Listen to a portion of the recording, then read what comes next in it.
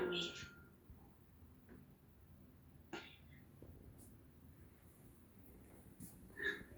Okay. Well, we have all had an experience where we lose our intended audience's attention. You ever have a conversation with a friend about how your weekend went, and it goes from a two-way conversation to a one-way street of mm-hmms and oh yeah, that's interesting. Or you ever feel like maybe your boss doesn't ever take you seriously, no matter how good your idea is? Well, the good news is that by weeding out your weak language, we can all improve and become more effective speakers in our day-to-day conversations. And I'm here to help you do that by teaching you how to put a cap on your weak language using clarity, assertion, and powerful pausing and body language. Strong speaking begins with precision and clarity. It's important to use words in a fruitful manner. You want your intended audience to truly understand your message. And this begins with good word choice, particularly when choosing words that can be used in a relative statement.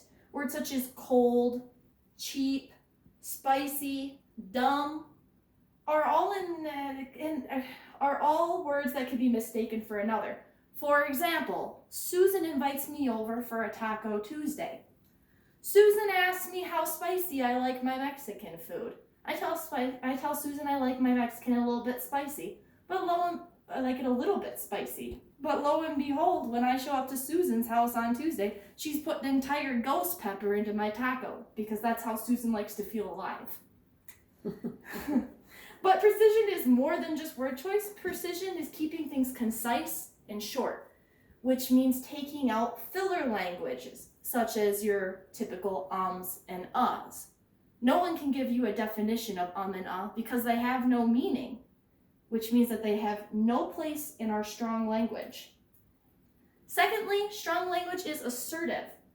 There are 3 obstacles to assertion that each of us face every time that we speak.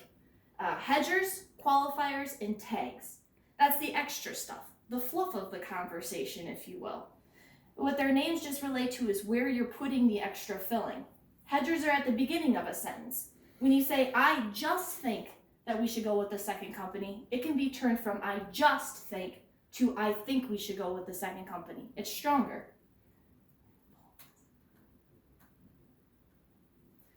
After that becomes qualifiers, which is putting fluff in the middle of a speech or sentence.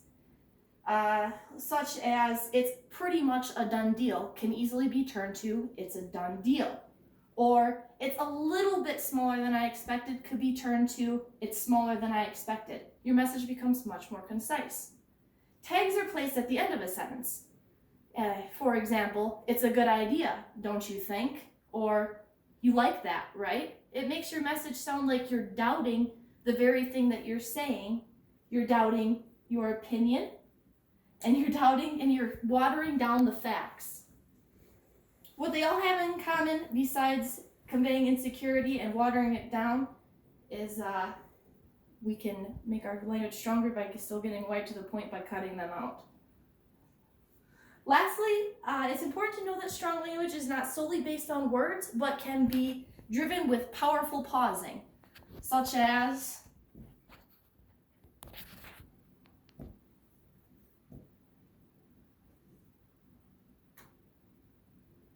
pretty powerful stuff, isn't it? 2 weeks ago I gave another speech on wind turbine technology, and it could have been improved greatly if I had just put in a little bit more purposeful pausing. It's easy to be set into a fit of anxiety at the lack of sound, the sound of silence. And if I could go back in time and tell myself one thing, it would be to relax. And I would tell myself, as I'm telling you, that sometimes a powerful pause can say more than you can ever put into words. The second thing when it comes to powerful pausing in body language is the body language itself. You should avoid crossing your arms as it's defensive, slouching, and you should also make sure that you maintain eye contact on top of your good posture. And it's also important that when you're using movements, hand gestures, that they're concise and they convey a message just as strong as the one that you are speaking. Now that you have all of the tools that you need to become a strong everyday speaker, I have a challenge for you. Pick one word, just one word, that you use maybe as a filler that weakens your language. My word is just. I always say I just think, or I just feel. I no longer just want to do anything. I want to do those things.